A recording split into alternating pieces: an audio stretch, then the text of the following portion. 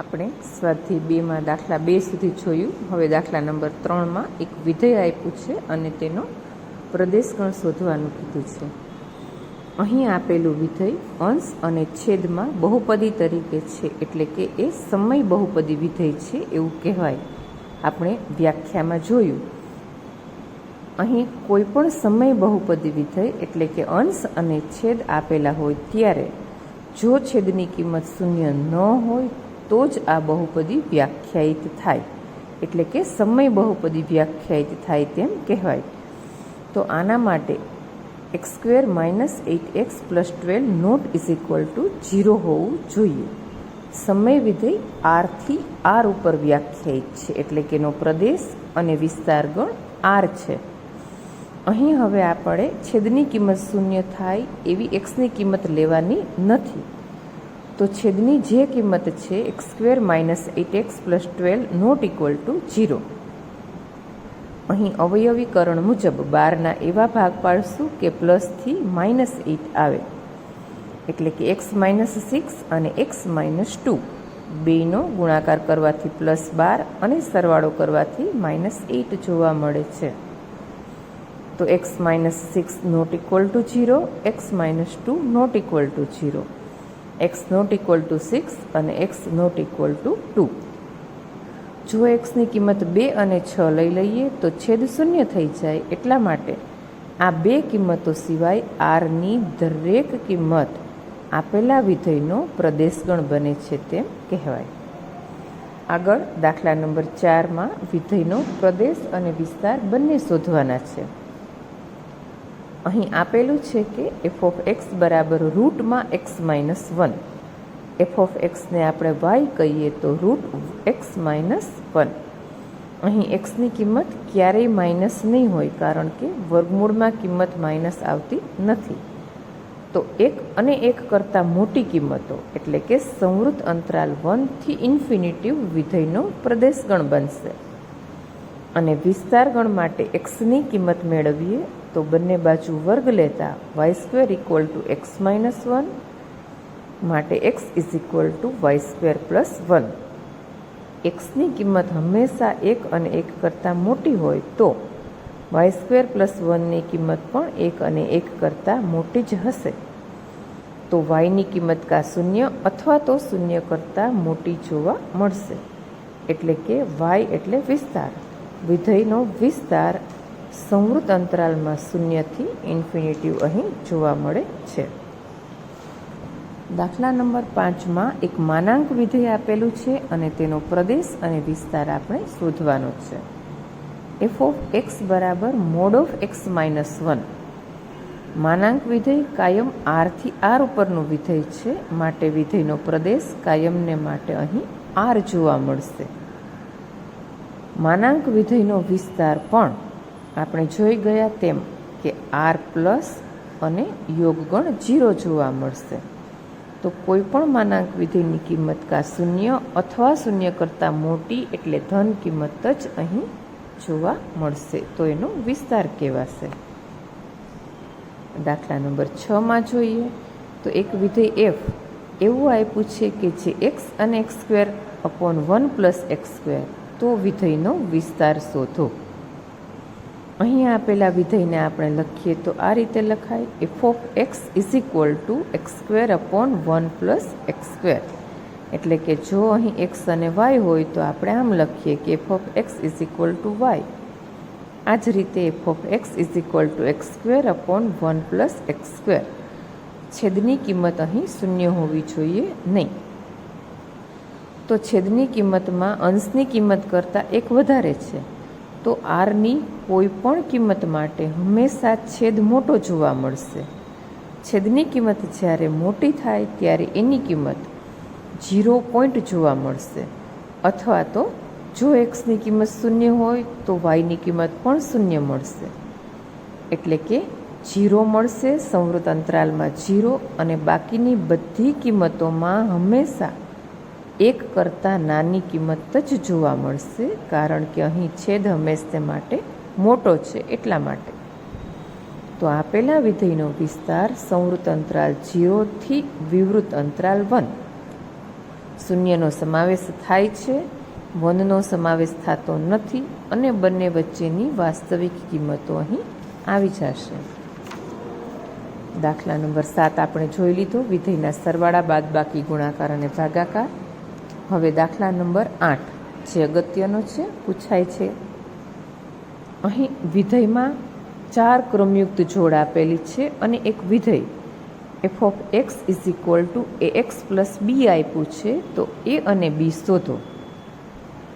ચારેય કિંમતો વિધેયની કિંમતો છે, એટલે કે 4 એ 4 બિલોંગ્સ ટુ f એવું કહીએ તો જો xની કિંમત 1 હોય તો f ઓફ xની કિંમત 1.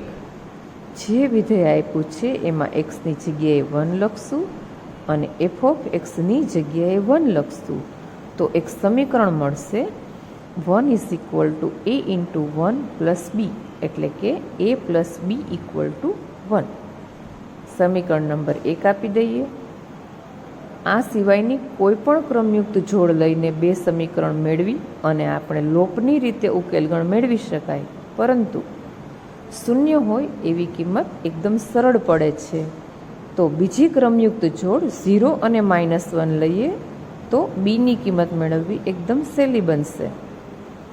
જો એક્સની કિંમત 0 હોય તો y અથવા તો f of x is equal to -1 થશે. ફરીથી આપેલા વિધેયમાં કિંમત મૂકીએ તો એક્સની જગ્યાએ 0, f ઓફ એક્સની જગ્યાએ -1. તો અહીં ડાયરેક્ટ આપણને બીની કિંમત -1 મળશે, કારણ કે આ કિંમત શૂન્ય બની ગઈ. આ કિંમત સમીકરણ નંબર 1માં મૂકી દઈએ તો a -1 ઇક્વલ ટુ 1 માટે a ઇઝ ઇક્વલ ટુ 2. આપણને મળેલી કિંમત સાચી છે કે ખોટી એવું અહીં આપણે ચેક પણ કરી શકીએ.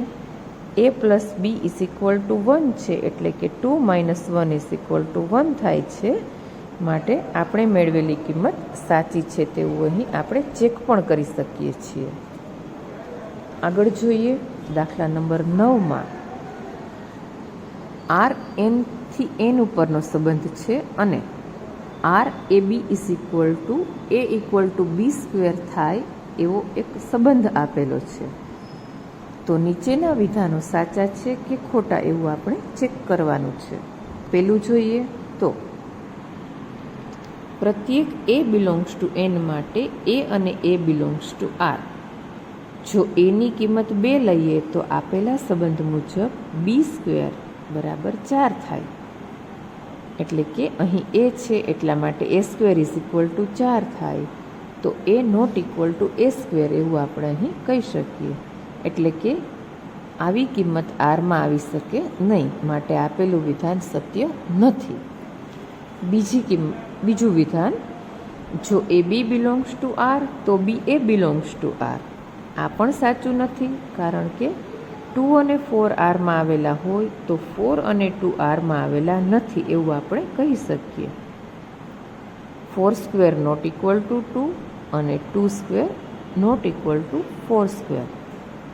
નંબર 3, જો a b belongs to R, b c belongs to R તો a c belongs to R. આ વિધાન પણ અહીં સત્ય થશે નહીં. એક ઉદાહરણ દ્વારા અહીં સમજાવેલું છે કે જો એની કિંમત 16 અને બીની કિંમત 4 તો 4ના વર્ગ બરાબર 16.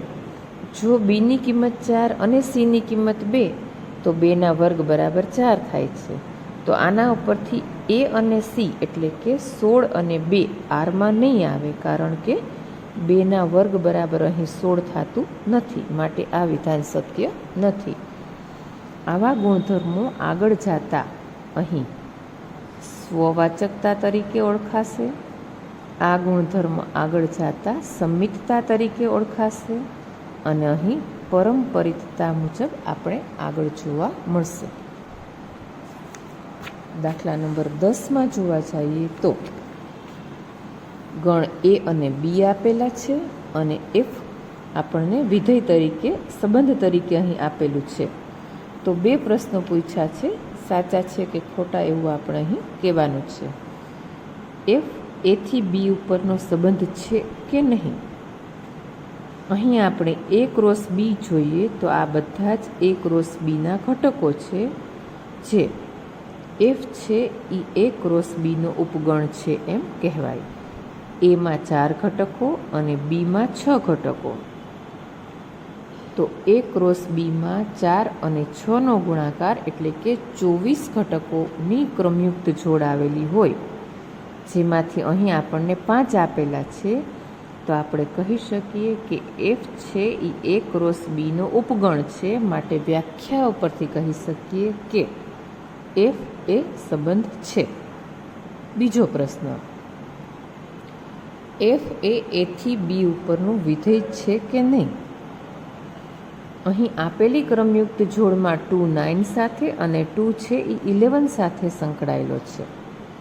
એકનો એક ઘટક 2 અલગ અલગ ઘટક સાથે સંકળાયેલો હોય તો એફ એ વિધેય બને નહીં, એવું આપણે વ્યાખ્યામાં જોયું.